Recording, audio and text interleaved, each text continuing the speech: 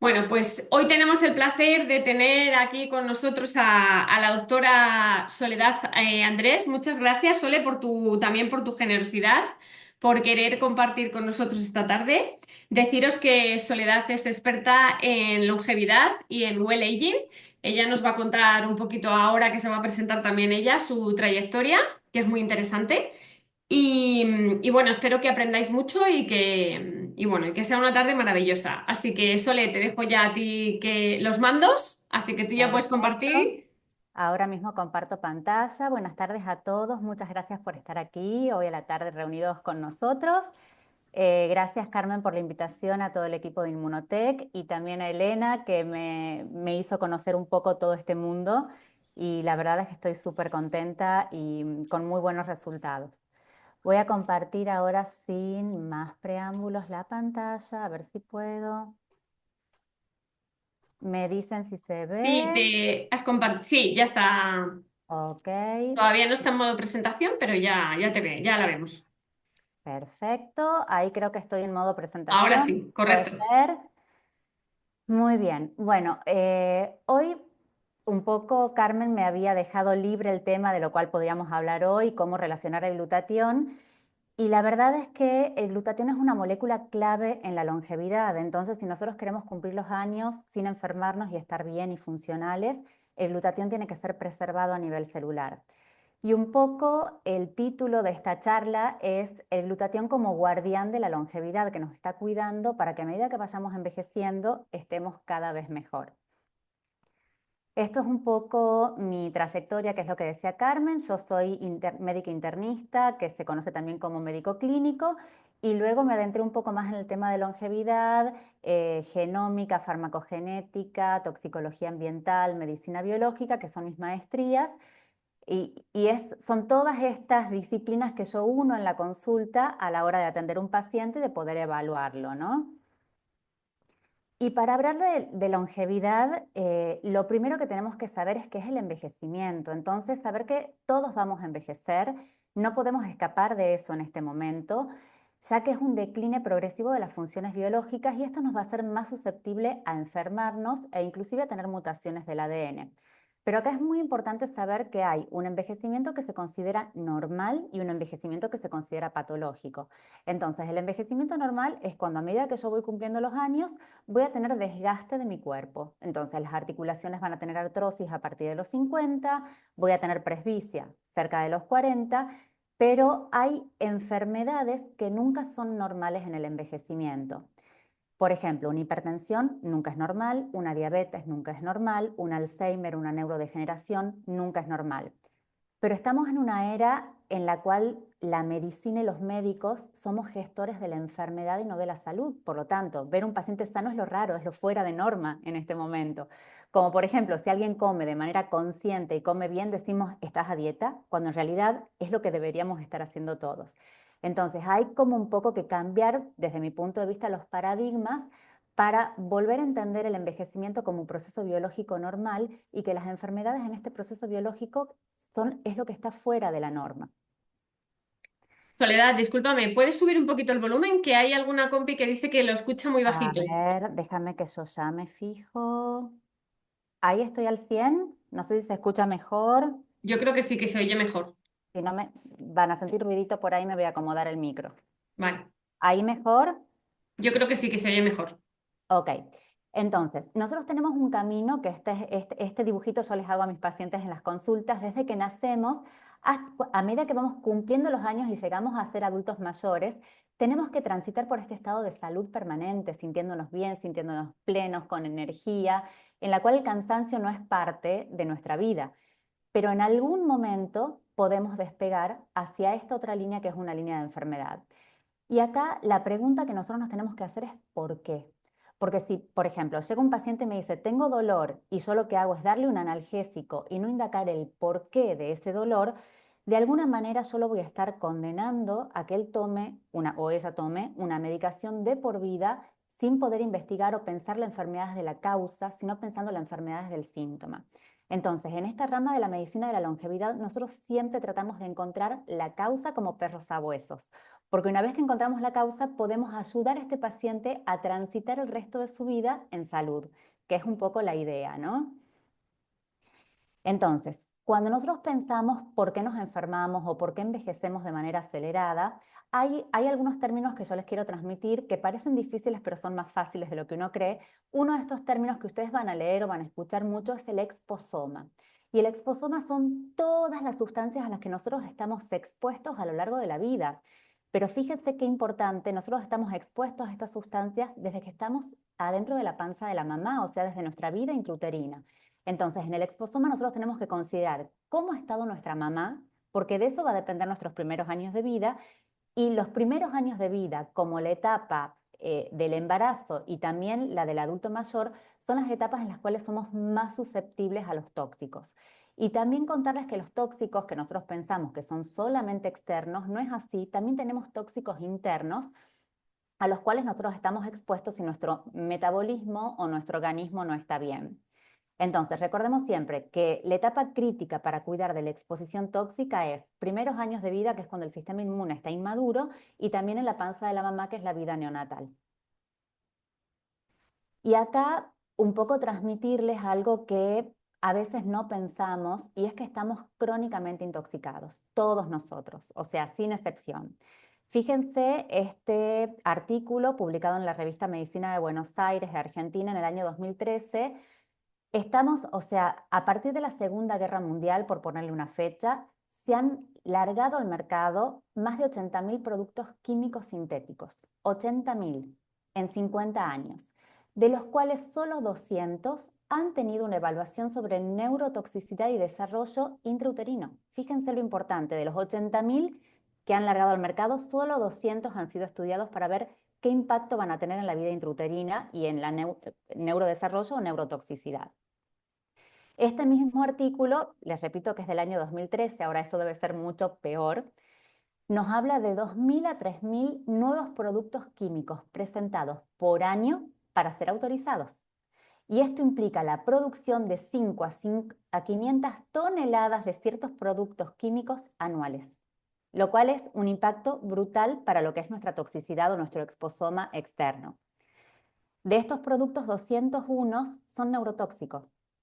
Y la mitad de estos productos neurotóxicos se encuentran en los pesticidas que todos comemos todos los días de nuestras vidas, ¿sí? Hay otro estudio que se ha publicado más recientemente. Este estudio está publicado a principios de 2025 y está hecho por el sello que se llama Clean Label, que es un proyecto que analiza pureza en ciertos productos, que es muy importante porque cuando nosotros, por ejemplo, nos queremos cuidar y decimos voy a tomar un suplemento, si este suplemento ya está contaminado previamente, todo esto que yo estoy tratando de hacer por mí para estar mejor, al final me está empeorando la salud. Entonces, fíjense qué interesante, estamos, desde mi punto de vista, el cambio en salud va a venir por un pedido de la población, no de los médicos. La población quiere cuidarse. Entonces, ¿qué hacemos? Nos ejercitamos, queremos tomar proteínas para mejorar nuestra masa muscular. Y este estudio analiza las proteínas de mercado de Estados Unidos. Se analizaron 160 proteínas, de las cuales casi la mitad tiene un 47% más de los niveles permitidos de plomo. Pero ¿cuál es el nivel permitido de plomo? El plomo en cualquier concentración daña la salud. Entonces, fíjense que esto es brutal, porque la mitad de la población está ingiriendo algo bueno y se está intoxicando. Y acá también a veces nosotros decimos ser vegano para estar más alcalino es mejor. Los polvos de origen vegetal tenían casi 2/3 más contaminación que los polvos de origen de proteína animal. Y los que eran saborizados a chocolate además contenían cadmio. El cadmio es un neurotóxico y es un cancerígeno directo para nuestras células. Entonces, fíjense, cuando nosotros inclusive estamos tratando de hacer algo bueno por nosotros, nos estamos intoxicando muchas veces sin saberlo. Primera recomendación, este sello es súper importante. Si ustedes encuentran un nutracéutico que tenga este sello de Clean Label, sabemos que está chequeado en cuanto a contaminación por metales pesados, pesticidas, etc. Inclusive se evaluó aquí también el bifenol A, que es un cancerígeno y funciona como un senoestrógeno. Esto quiere decir, imita hormonas, se une este bifenol A un receptor mío, funciona como una hormona siendo cancerígeno, desplazando mi hormona natural. Gracias a Dios, en estos productos solamente 3 de los 160 tenían bifenol A, el resto estaba libre de bifenol A. Entonces, fíjense que tenemos un estudio del 2013 que nos habla de una contaminación muy importante y tenemos un estudio recién salido del horno también con mucha contaminación. Entonces, para entender un poquito, tenemos las toxinas que son endógenas, que se llaman endobióticos, que son las que yo produzco, y las toxinas exógenas, que se llaman xenobióticos, porque provienen de xeno, que es extraño, y biótico vinculado a la vida, que son todas las toxinas ambientales. Acá yo un poco les voy a hacer un mapeo de todo lo que consumimos que tiene contaminación. Químicos, los productos de combustión, las micotoxinas que se generan en los cereales cuando están mal almacenados, todos los aditivos nitrogenados o las nitrosaminas que vienen en las carnes curadas, por ejemplo.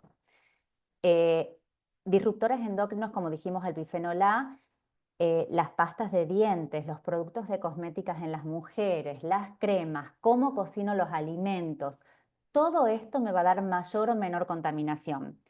Y si hablamos de metales pesados, los metales pesados están en las pinturas, están en antes se colocaban amalgamas dentarios, no sé si hay gente de la edad que se ha colocado alguna vez una amalgama, yo he tenido amalgamas, y en los pescados, ¿sí? Sobre todo.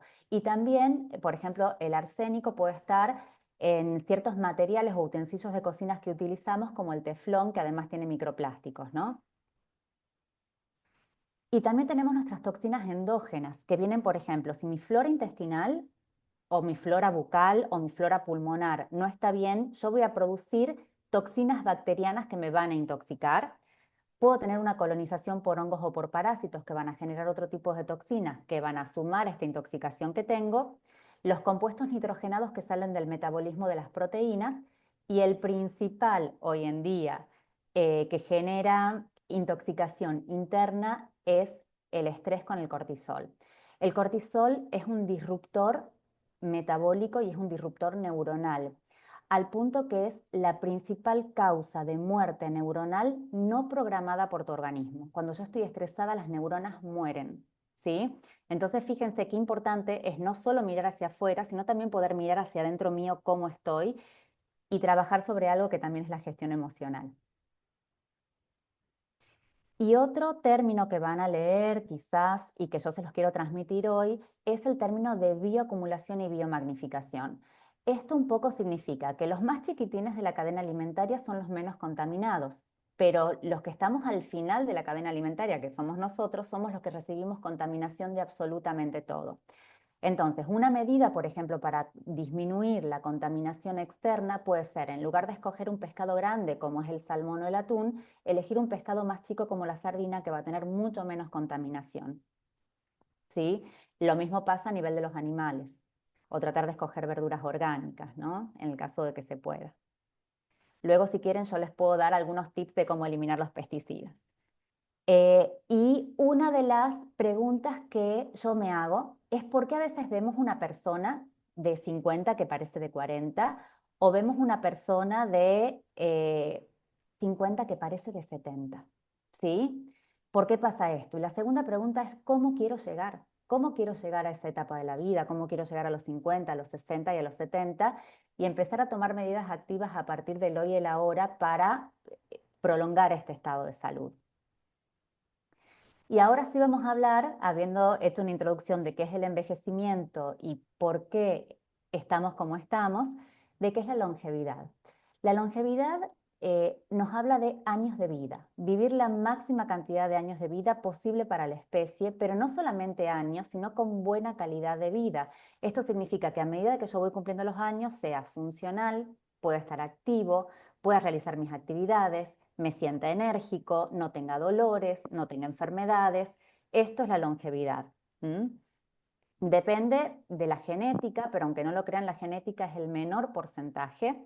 Depende mucho del estilo de vida, alimentación y el entorno. Y acá les he puesto algunos, esto está sacado de estudios publicados en buscadores médicos que nosotros tenemos. El buscador médico se llama PubMed, es a donde buscamos generalmente los médicos. Pub viene de publicaciones en inglés y med médicas. Estos son datos de estudios, por ejemplo, la expectativa de vida nuestra podría ser hoy 150 años según la ciencia. La persona que más ha vivido en el mundo ha vivido 126, pero la expectativa de vida en España son de 83 a 86 años. Entonces, ¿qué está pasando en estos 30, 40 años que yo tengo menos de expectativa de vida? Podríamos disminuir la mortalidad en un 50% si preserváramos la masa muscular a medida que vamos cumpliendo los años. Esto nos habla del impacto tan importante de la actividad física y de preservar mi masa muscular a medida que voy envejeciendo.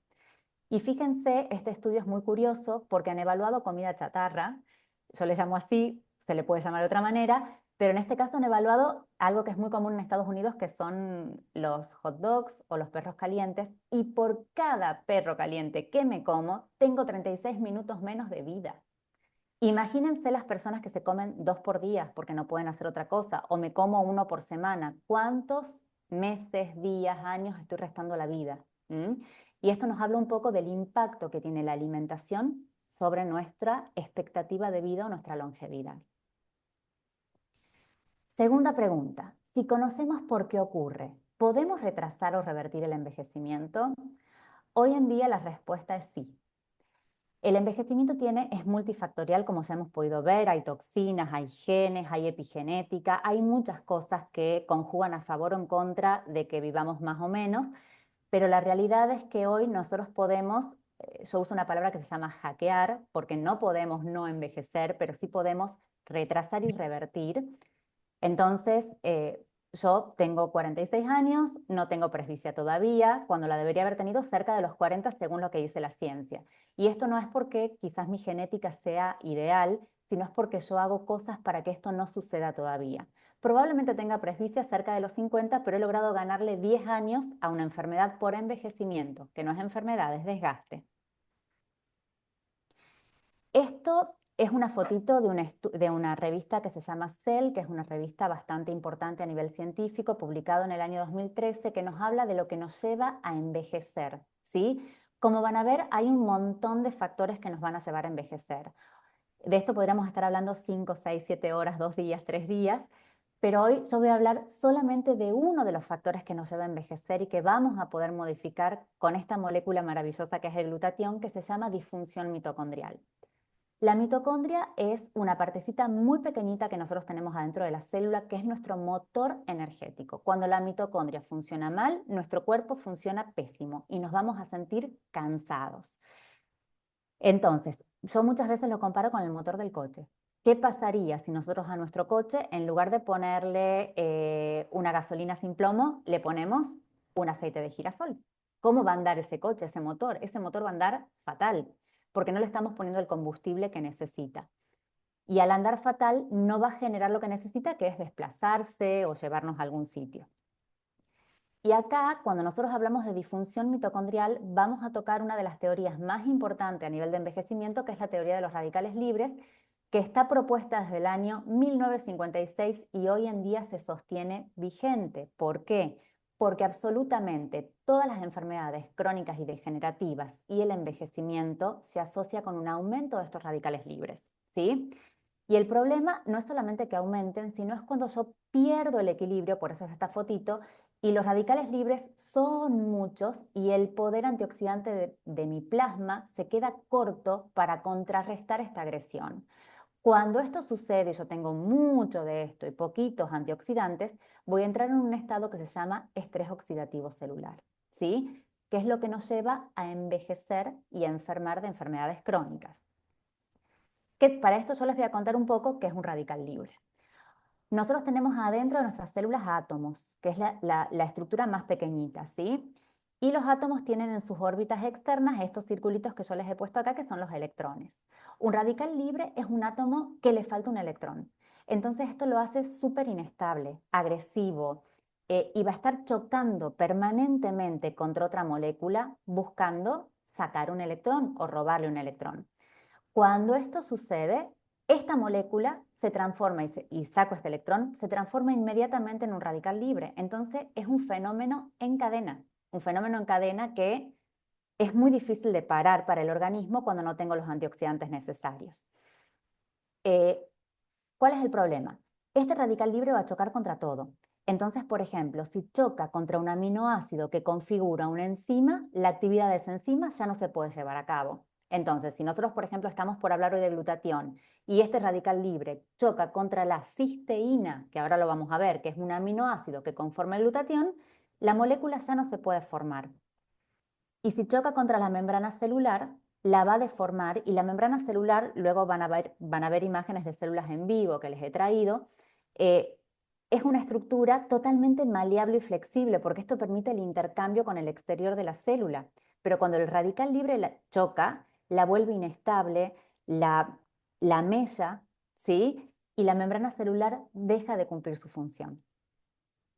Esto es un poco para representarles que es un fenómeno en cascada. Cuando nosotros tenemos un estrés oxidativo alto, es muy difícil de parar, salvo que hagamos algo al respecto. ¿Cuándo y cómo generamos los radicales libres? Los radicales libres se generan absolutamente por todo. Entonces, si yo respiro, genero radicales libres. Si yo como, genero radicales libres. Si hago ejercicio o me estreso, también. Por supuesto que no va a ser la misma cantidad de radicales libres si yo respiro en Madrid o respiro en la punta de una montaña. ¿Por qué? Porque cuanto más contaminación ambiental tengo, más radicales libres voy a generar. La idea un poco de esta imagen es que ustedes sepan que los radicales libres son normales. Los tenemos siempre. El tema es que tienen que estar en equilibrio con nuestros antioxidantes internos. Y ahora les voy a hablar un poquito de qué función cumple el glutatión en todo esto que venimos hablando. Para recordar, muchos ya los deben saber y perdón si soy repetitiva, pero quizás algunas personas no lo saben, el glutatión es un tripéptido. ¿Qué quiere decir esto? Es una molécula grandota formada por 3 aminoácidos pequeñitos.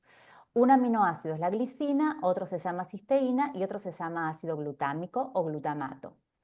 Se sabe que a medida que vamos cumpliendo los años o envejeciendo, el ácido glutámico no baja, no disminuye, porque se va a generar a través del metabolismo de las proteínas. Entonces yo nunca voy a tener deficiencia de ácido glutámico.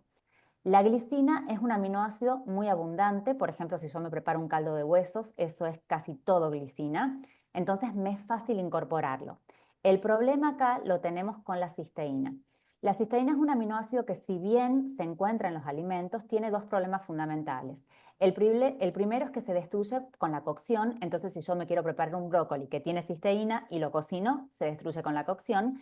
Y el segundo punto es que si no se destruye por la cocción, va a ser de alguna manera destruido por los ácidos del estómago. Entonces, realmente incorporar cisteína bioral para formar glutatión es bastante complejo.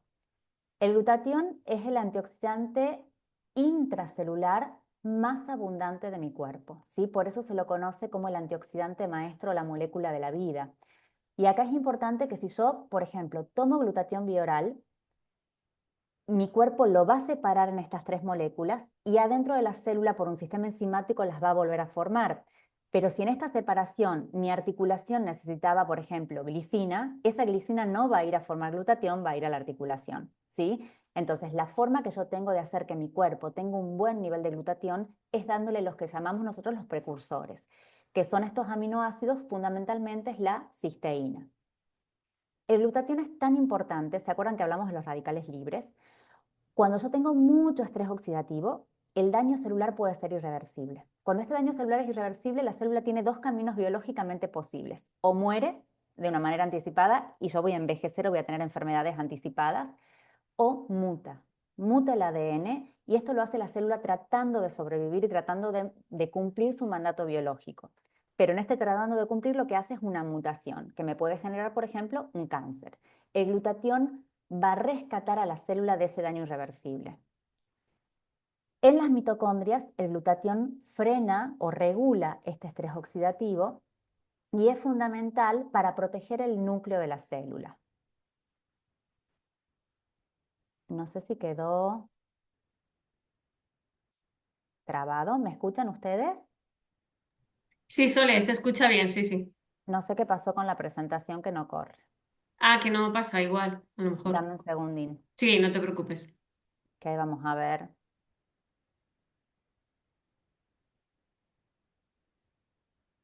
Ahora seguramente va a adelantar muchas. A ver qué pasa. No pasa nada, la vuelves a poner, no hay problema. Adelantó un montón. Espera. Estos son los estudios, sí, se fue. Bueno, esta era un poco la imagen que les quería mostrar ahora. Entonces, fíjense que el glutatión, esta es la imagen de una célula, que es un dibujo, por supuesto, pero el glutatión no solo va a estar en el citoplasma de la célula, sino que va a estar protegiéndome el núcleo de la célula, que es donde está el ADN. Y también voy a tener glutatión extracelular. Entonces, es una molécula que está protegiendo toda la estructura del organismo. ¿Qué pasa? A medida que nosotros vamos cumpliendo los años, tenemos mayor sobrecarga por toxinas, menor incorporación de los aminoácidos y menor generación de glutatión. Entonces, fíjense este gráfico que muchos de ustedes lo deben conocer, nos explica que más o menos hasta los 20 años el nivel de glutatión está estable, dependiendo de un montón de factores, no todos van a ser igual. De los 20 a los 40 baja un poquito, pero a partir de los 40 la caída es caída libre, en paracaídas, caigo, ¿sí? Hay más de 4.000 estudios publicados hoy en PubMed sobre glutatión y envejecimiento y todos, absolutamente todos, tantos estudios preclínicos hechos en animales como hechos en humanos nos hablan que cuando cumplimos años y envejecemos, nuestro nivel de glutatión baja. Yo acá les he traído algunos estudios que me han parecido muy interesantes para dar el aval científico a la incorporación de glutatión. En este estudio se tomó dos grupos de pacientes. Un grupo de pacientes que fue el grupo de control, que eran pacientes entre 20 y 40 años, y otro grupo de pacientes que eran los pacientes de tratamiento, que eran pacientes de 60 a 75 años. Se vio que los pacientes de edades avanzadas tienen 46, casi la mitad del glutatión de lo que tienen que tener para estar sanos. Y además de eso, no pueden sintetizarlo, las enzimas funcionan mal, entonces tienen dos problemas, no tienen el material, digamos, para armar este bizcocho que se llama glutatión, ni tienen el horno para poder formarlo. Y en este estudio suplementaron a los pacientes y miren qué interesante lo que pasó acá. Esto se suplementó a los pacientes solamente 14 días. Fíjense el nivel de glutatión de los pacientes jóvenes y el nivel de glutatión de los pacientes mayores antes de la suplementación y cómo llegan al mismo nivel y un poquito más que los pacientes jóvenes solo después de 14 días de suplementación con cisteína. Y fíjense qué pasa acá. Esto es la capacidad de sintetizar el glutatión. Acá estaban los adultos mayores antes de la suplementación. Fíjense, después de la suplementación, son capaces de formar más glutatión que los pacientes de 20 años, solamente dándoles lo que el cuerpo necesita para producir esta molécula. ¿Sí? Fíjense, 94.6% de mejoría en la formación de glutatión con 14 días de suplementación. Y este estudio también midió lo que habíamos hablado, que es el estrés oxidativo, que está relacionado con el envejecimiento y las enfermedades. El estrés oxidativo se mide en estas unidades que se llaman Carratelli. Estos son los pacientes jóvenes, tenían 304, esto es un nivel de estrés oxidativo normal. 346 es un moderado. Fíjense los pacientes antes de suplementación, los adultos mayores. ¿Qué pasó después de 14 días? Están mejor que los jóvenes a nivel de oxidación. Fíjense el impacto del glutatión a nivel de los radicales libres y no estamos hablando de un año de suplementación, estamos hablando solo de 14 días de suplementación. Lo mismo pasa acá, midiendo otros radicales libres, 136 a 84, mejor que los jóvenes en este punto también. Y acá se midió también otro grado de oxidación que se llama peroxidación lipídica, que mejoraron muchísimo porque disminuyeron un 50% el estado previo, no mejoraron con respecto a los jóvenes, pero la peroxidación lipídica es algo que lleva mucho más tiempo en corregir, porque estamos hablando ya de lípidos y membranas celulares. Entonces, puede ser que no se haya visto una mejoría con respecto a la población joven justamente porque no se ha tomado el tiempo necesario en seguimiento. Y este es otro estudio que midieron, es súper interesante porque midieron el nivel de glutatión en el cerebro de los pacientes ancianos versus a pacientes jóvenes, por métodos que no son invasivos, que son por espectroresonancia, ¿sí? Fíjense el nivel de glutatión de los pacientes jóvenes y fíjense a dónde llega el nivel de glutatión de los pacientes ancianos. Entonces, a medida que envejecemos, y fíjense las diferencias estructurales del cerebro, no sé si aprecia bien en la foto, pero este cerebro, fíjense que no tiene surquitos y este cerebro está surcado. Esto es un signo de envejecimiento cerebral. La involución del cerebro, la disminución del tamaño del cerebro son signos de involución, o sea que nuestro cerebro está envejeciendo. Y cómo está el glutatión. En este estudio también se midió la vitamina C. Se vio que la vitamina C, el nivel de vitamina C no es diferente entre pacientes jóvenes y entre pacientes adultos mayores. Lo que sí es mayor también es el nivel de lactato, que es un tóxico para el cerebro y es algo que también acelera el envejecimiento cerebral. Y este estudio, que es súper reciente, porque es de 2024, nos habla del glutatión como teoría del envejecimiento. ¿Sí? En este estudio lo que se ha visto es lo que hemos hablado hoy, que el glutatión disminuye por múltiples factores, porque no lo podemos consumir en base a que no podemos incorporar la cisteína, más allá de que se agota, porque acuérdense que el glutatión, otra función que tiene, que yo no la voy a tocar porque sería súper larga la charla, es el de detoxificar, nos ayuda a eliminar las toxinas, y nosotros nos vamos sobrecargando a medida que cumplimos los años, no podemos incorporar glutatión y nuestro organismo siempre está en déficit. Este estudio nos habla que si nosotros pudiéramos aumentar los niveles de glutatión en cualquier momento de la vida, pero de manera preventiva en la década de los 40, por ejemplo, nuestro envejecimiento y nuestra longevidad sería diferente. Y sería una de las estrategias mejores quizás para lograr una longevidad saludable, cumplir los años sin enfermarnos. Yo acá les dejo todos los datos de los estudios para que ustedes los puedan buscar, los puedan leer, los puedan descargar. Si no los pueden descargar, me dicen, yo se los paso a Carmen, sin problema, si a alguien le interesa. Y vamos a ver qué aparece acá. Tengo miedo de pasarme mucho de nuevo. Sí, me pasé. A ver si se carga esta imagen. Ahora les voy a mostrar unas imágenes de células en vivo. Ahí va, me centré tú eres. Ay, a ver si, no sé si se va a cargar esta imagen. Denme un segundito a ver si la podemos cargar. Qué pena. Bueno, les he traído unas imágenes de células en vivo a través de una metodología que se llama microscopía de campo oscuro y de contraste de fase, que son estudios que podemos hacer en el consultorio, ¿sí? Les voy a poner la segunda imagen, que es una pena que no se vea la primera. Esto que vemos acá son glóbulos rojos, ¿sí? Los glóbulos rojos, la forma de las células tienen que ser redonditas y perfectas, como estas. Son células que tienen su membrana y su polaridad celular conservada. Fíjense que hay algunas que aparecen como dentadas. No sé si las logran ver. ¿Sí? Lástima que no se vio la primera. Esta es una muestra de sangre mía. ¿Sí? La primera foto, que lamentablemente no la podemos ver, ay, qué pena, me sabe súper mal. Todas las células estaban redonditas y perfectas. Y acá lo que yo hice es comerme un plato de comida chatarra y ver mis células 2 horas después. Y aparece todo esto acá. ¿Esto qué quiere decir? Un plato de comida genera una cantidad de radicales libres que alteran de manera transitoria la membrana de mis glóbulos rojos. Y esto es transitorio porque yo estoy relativamente bien. ¿Qué pasa cuando estamos relativamente mal?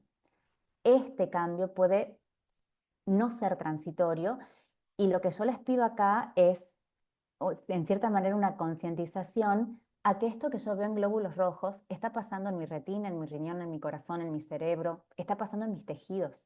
Esta acción de radicales libres las voy a tener en los tejidos. Esto es la muestra de una paciente. Una paciente joven, 42 años, solo consulta por cansancio. Fíjense todo lo que encuentro acá. Encuentro algunos glóbulos rojos normales, no normales porque tienen diferentes tamaños, pero miren todas las estrellitas que encuentro con puntitos y con un montón de cositas. Esto quiere decir que esta paciente de 42 años, que le han dicho que está todo bien, que el cansancio no tiene causas, estamos pudiendo ver sus células y a partir de esto ver que tiene un daño oxidativo. ¿Mm?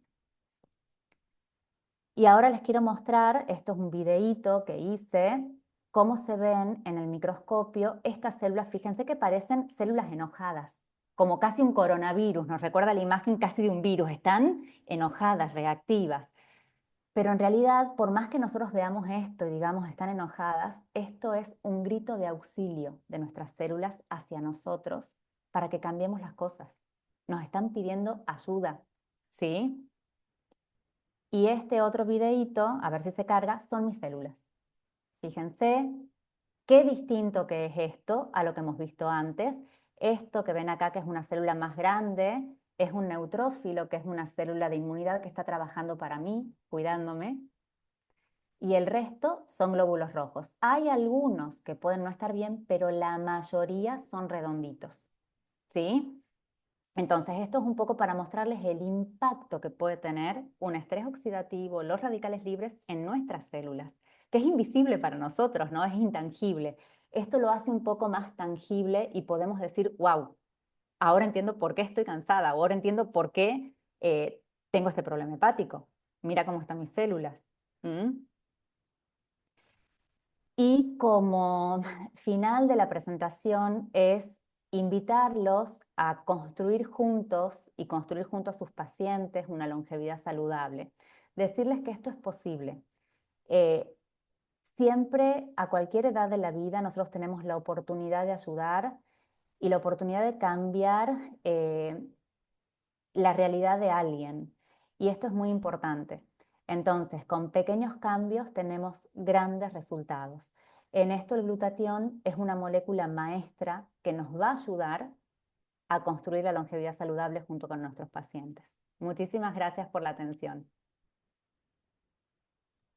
Muchas gracias, Sole. Hay un montón de comentarios. Todo el mundo está diciendo que maravillosa, que has explicado muy bien, que como que qué bonito. Gracias. Y también están alucinados, ¿no? Porque dicen que es curioso cómo nosotros mismos podemos contribuir a esa salud o no, porque también nos maltratamos, ¿verdad?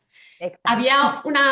Había una compañera que preguntaba si también el tema emocional puede provocar que esas células también tengan esos piquitos. Claro que sí, porque recuerda que uno de los factores de las toxinas internas que nosotros generamos con el estrés es el cortisol. El cortisol es una hormona que viene para defendernos en una primera etapa. Si me puedo explayar y explico un poquitito, Carmen, no sé cómo estamos de tiempo, tú me dices, Sí, sí, sí, ¿sí? perfecto. Sí, sí, sí, sí, sí. Nosotros tenemos el estrés, que es algo normal y es un mecanismo de defensa contra una agresión. El estrés viene desde hace muchísimo tiempo y significa que nuestro cuerpo se prepara para luchar o para huir. Entonces, en la antigüedad nosotros luchábamos, huíamos de depredadores. El cerebro no entiende si es una situación emocional o es algo que está en tu cabeza o es el tigre que viene a comerte.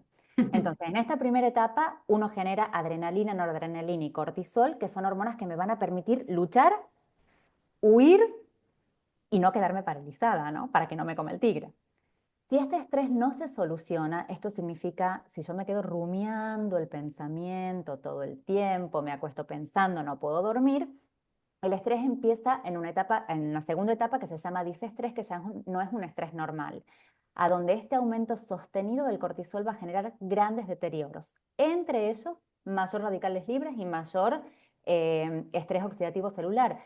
Pero para que se imaginen, el estrés para la neurona es como que está en cortocircuito permanente. La neurona nunca deja de descargar con un cortisol alto, por lo tanto muere en presencia del cortisol alto. ¿Mm? Es una de las causas de muerte neuronal no programada. Fatal. Nos pregunta un compañero, Samuel, dice, oye, ¿se sabía sobre los radicales libres y el estrés oxidativo desde 1956, cuando el doctor Bonus empezó con sus investigaciones?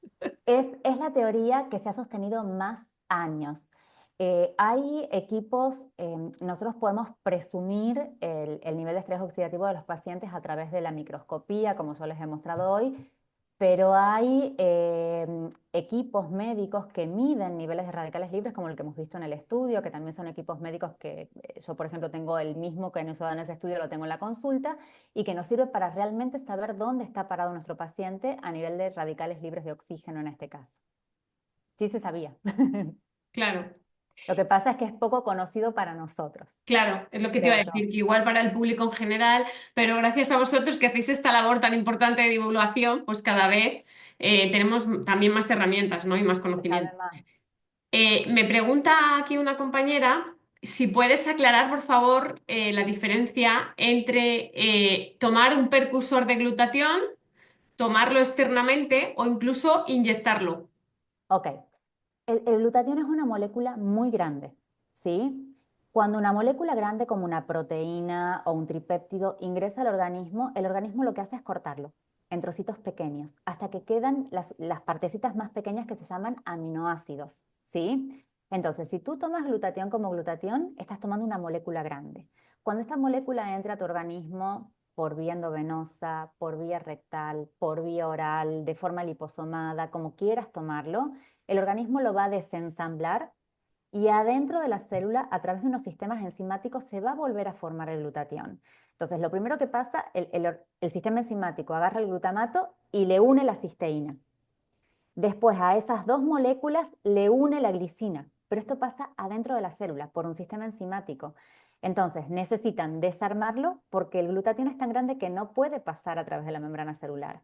Entonces, mi consejo es tomar precursores y saber que dentro de los precursores el que nos va a traer problemas para poder generar el glutatión es la cisteína. La cisteína es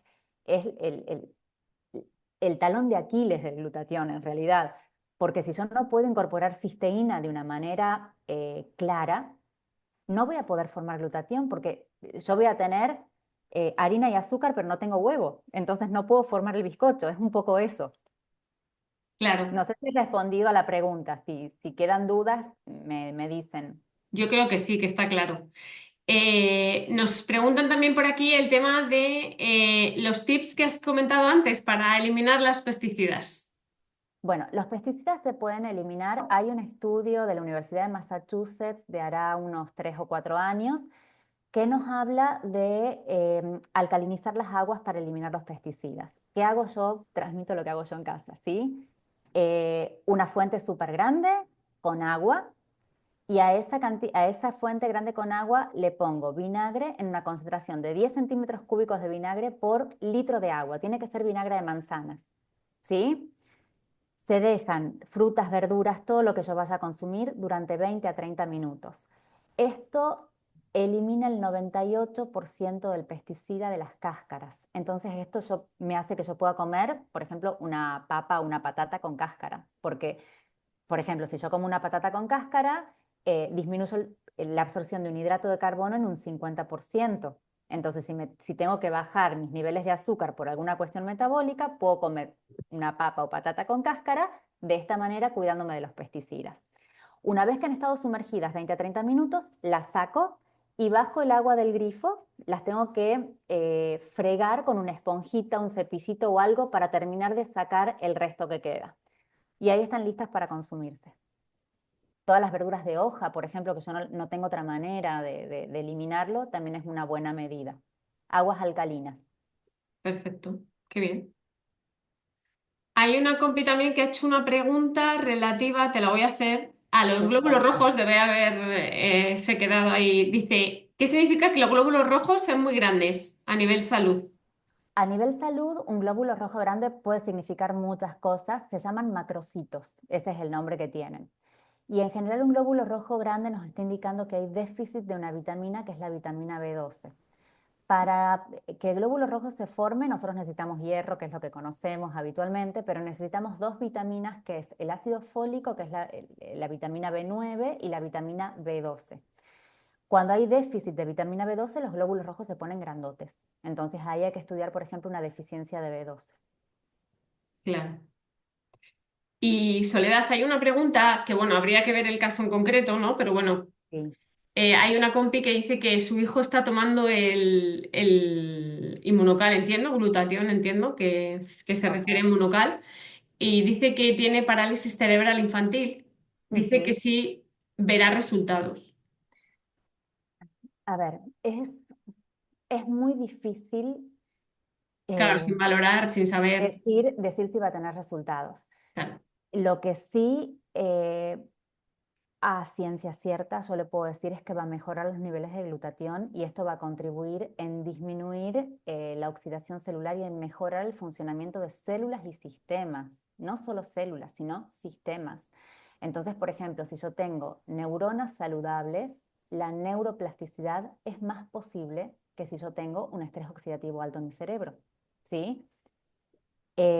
Por supuesto que cada caso es particular y en casos como los que pregunta esta claro. compañera, hay que evaluar y probablemente haya que tomar otras medidas, ¿no? Claro. Se pueden hacer otras cosas además del glutatión, por supuesto. Claro. Y una pregunta, Sole, y terminamos, chicos. Hay una compi que dice que si se toma glutatión y sale una alergia en la piel, ¿qué se puede hacer? Pues, A ver, decirte que es poco probable que la alergia sea por el glutatión. A ver, acá uno tiene que fijarse en un montón de cosas. Por ejemplo, si yo me compro una vitamina C eh, económica, es más probable que tenga contaminación por metales pesados que si me compro una vitamina C que está certificada, ¿sí? Entonces, acá vamos a tener que aprender a leer etiquetas, aprender a buscar calidad de producto y pureza de producto, pero es como que yo te diga, cada vez que tú comes algo que contiene glicina, que está en todas partes, o cada vez que comes algo que contiene cisteína, tienes alergia. El organismo no hace alergia a lo que necesita para vivir. Sin el glutatión, uno no sobrevive. Uno no puede vivir sin el glutatión. La célula muere sin el glutatión a los pocos minutos. O sea, es imposible tener una alergia al glutatión. Puede ser una alergia a alguno de los excipientes de ese glutatión que estás tomando, si es como glutatión como tal, o de un precursor. Hemos visto el estudio Clean Label, 46% más de plomo, cadmio, bifenol A, otras cosas que contenga ese producto que no te esté cayendo bien o no te esté haciendo bien. bueno, puede ser también un compañero ha apuntado ahí una crisis curativa, ¿no? Que hay personas que También experimentan antes de que les funcione, pues, pero bueno. las Pues crisis nada, curativas son chicos, posibles. chicas, voy a dejar de